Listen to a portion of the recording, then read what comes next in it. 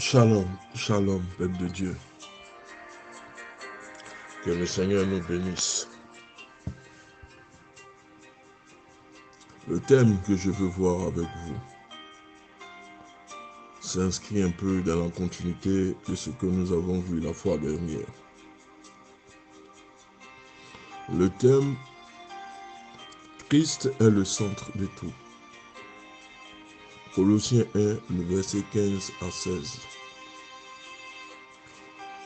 Le Christ est l'image visible du Dieu invisible.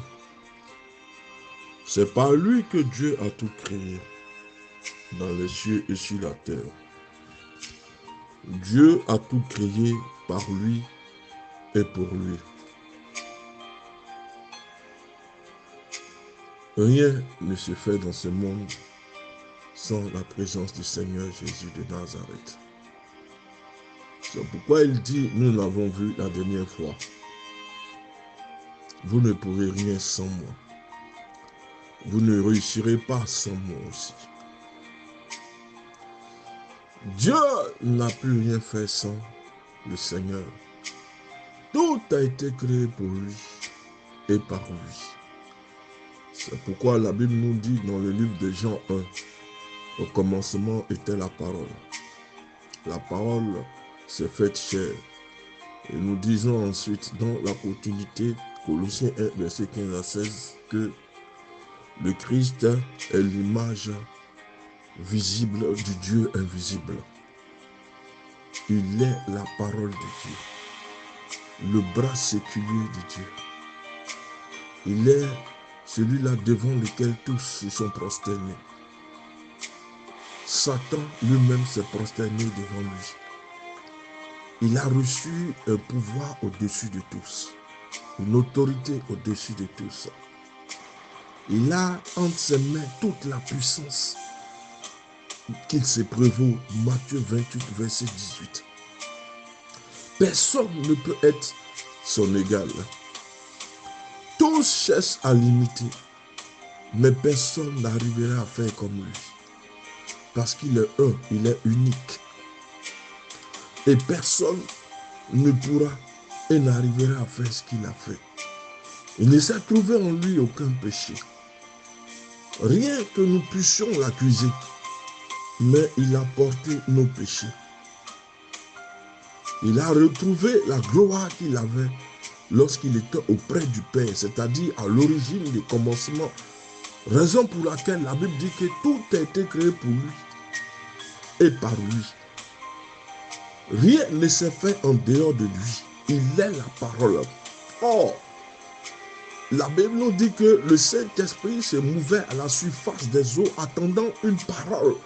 Et cette parole est devenue chair. Cette parole, c'est la personne de Jésus de Nazareth. Tout a été créé. Rien n'existe en dehors de lui. Le monde en général ne veut pas reconnaître que tout a été créé par Dieu. Ce qui a poussé les hommes à imaginer toutes sortes de théories parce qu'ils veulent contrecarrer la puissance de Dieu. Mais on ne peut pas détruire ce qui vient de Dieu. La vérité finira toujours par triompher. Les hommes se sont imaginés les théories. La théorie du Big Bang parce qu'ils ne veulent pas admettre que le Seigneur soit à la base, à l'origine, à la création de ce monde. Le monde n'est que plus hasard. Il procède, il vient de la théorie du Big Bang, c'est-à-dire que nous sommes apparus des hasards. Donc, les gens veulent contrecarrer ce qui vient de Dieu. Ils inventent toutes sortes de théories qui sont censées démontrer que la création n'est pas en fait une création, mais la création en elle-même est le fruit d'un aboutissement. L'aboutissement d'une évolution. D'où la théorie de l'évolution. Donc, deux théories ont été imaginées par les hommes pour contrecarrer l'idée selon laquelle le Seigneur est à l'origine de la création de ce monde. Ils ont imaginé la théorie du Big Bang, indiquant que le monde est issu des hasards. C'est-à-dire le hic et le nouk, c'est-à-dire ici et maintenant. Les choses se sont faites par cette théorie-là. La deuxième théorie qui avait été avancée par les hommes, c'est la théorie de l'évolution. C'est-à-dire que le monde ne vient pas de Dieu, ne procède pas d'une création quelconque, venant d'une divinité quelconque. Mais le monde a surgi par la théorie de l'évolution qui démontre que l'homme est descendant des singes. C'est une évolution du singe qui a abouti à l'homme. C'est-à-dire on ne veut pas donner à Dieu la première place.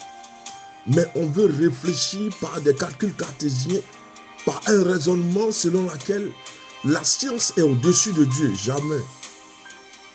La science ne peut pas prendre la théorie de l'évolution et la théorie du Big Bang ne sont que des théories abjectes venant du diable.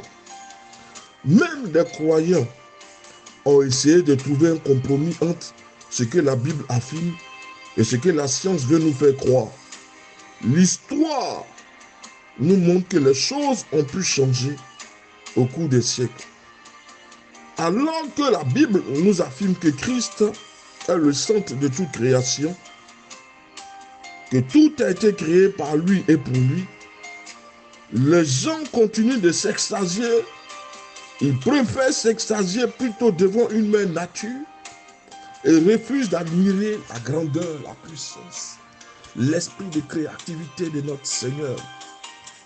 Contemple la nature. Mais la nature, d'où qu'elle vient, la nature, c'est l'expression de la puissance de Dieu. Le reflet de la bonté, de la gloire de Dieu. Dieu est reflété dans la nature. On ne peut pas se prosterner devant la nature. Dit qu'elle vient d'une théorie de l'évolution. Mais si nous regardons le monde en tant que tel, nous allons dire que la théorie de l'évolution est achevée. Le monde est dans une phase définitive. Non, le Seigneur est le créateur de toutes choses. Par la personne manifestée, par la personne de Jésus de Nazareth. Nous devons comprendre une chose. Que ce monde-là a un créateur, Yoshua le Messie. Les théories qui sont développées à tort et à travers. Des gens qui s'expriment à corps et à cri, disant être l'origine de la création du monde, veulent se substituer à Dieu. Mais personne ne peut se substituer à l'Éternel. Copernic était un savant, un astronome polonais. Copernic a vécu 15 et 16 siècles. Alors que le monde scientifique de son époque croyait dur comme fait que la Terre était le centre de l'univers, que le soleil tournait autour d'elle, Copernic a contredit cette croyance. Il a développé une théorie contraire. Alors que les gens pensent que c'est le soleil qui tourne autour de la Terre, lui, Copernic, va venir suggérer le contraire. Que c'est la Terre, au contraire, qui tourne autour du soleil.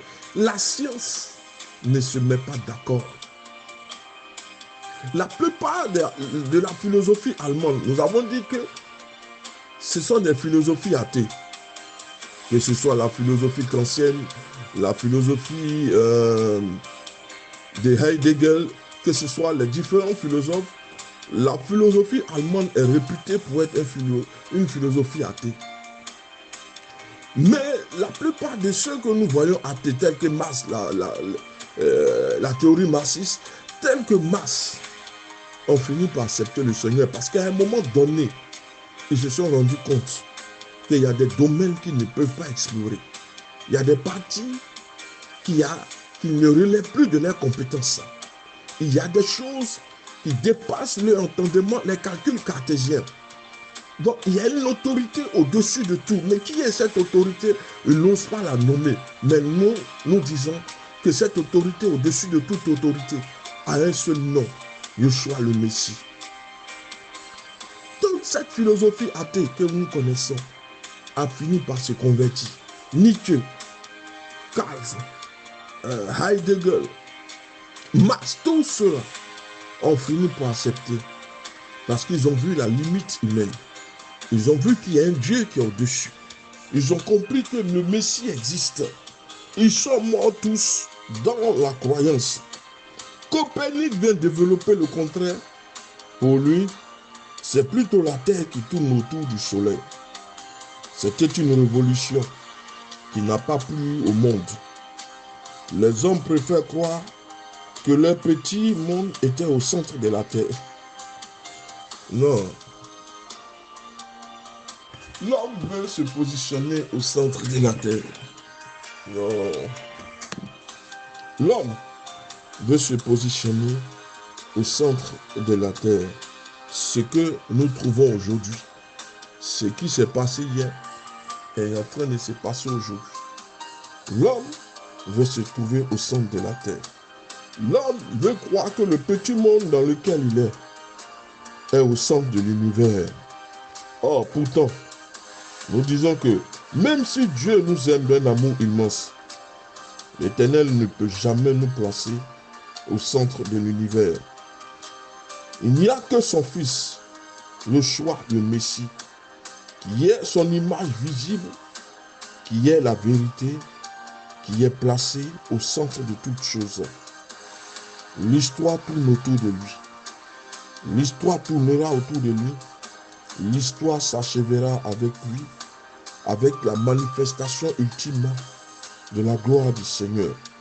Si nous acceptons cette révolution dans notre pensée, nous allons découvrir que notre place dans l'univers est avant tout d'être au centre du grand roi. Le servir est notre privilège, c'est notre but. Notre rôle en tant qu'enfant adoptif de Dieu créateur est de servir Jésus de Nazareth. Le but pour lequel nous vivons n'a de sens que si nous avons une dévotion totale et complète à Jésus de Nazareth. Nous devons nous soumettre au Messie. Nous devons le servir de toute notre âme, de tout notre cœur. Le monde est en train de tirer à sa perdition parce que chacun va se chercher les temps qui viennent. Mais celui qui est en Christ, qui marche selon la volonté de Dieu, celui-là est serein. Il attend même que le Messie vienne le chercher. Notre but sur cette terre, pourquoi Dieu nous a créés? Il faut que les enfants de Dieu comprennent que Dieu nous a créés pour servir le Seigneur. C'est ça notre but. Et c'est pourquoi nous existons. Ce n'est pas pour autre chose que de servir Yeshua, le Messie. C'est lui que nous devons servir. Servir le Messie, c'est notre privilège. C'est aussi le but de notre vie. Notre rôle en tant qu'enfant adoptif du Dieu créateur est de servir Jésus. Remarquons comment se présente l'apôtre Jacques lui-même. Dans le livre de Jacques 1, le verset 1. Jacques, esclave de Dieu et de Jésus de Nazareth. Paul qui dit aussi, Paul et Timothée, serviteurs de Jésus-Christ. Est-ce que nous pouvons en dire aussi? Le Seigneur nous attend. Il nous a créés pour le servir et pour l'adorer. Il a dit, si nous ne l'adorons pas, il suscitera des pierres pour le louer et pour l'adorer. Il mérite la place qui lui revient ce soir. Tu dois l'adorer.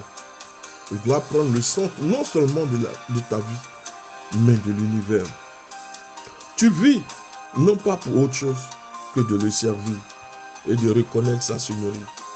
Que Dieu nous bénisse. C'était le pasteur Samuel.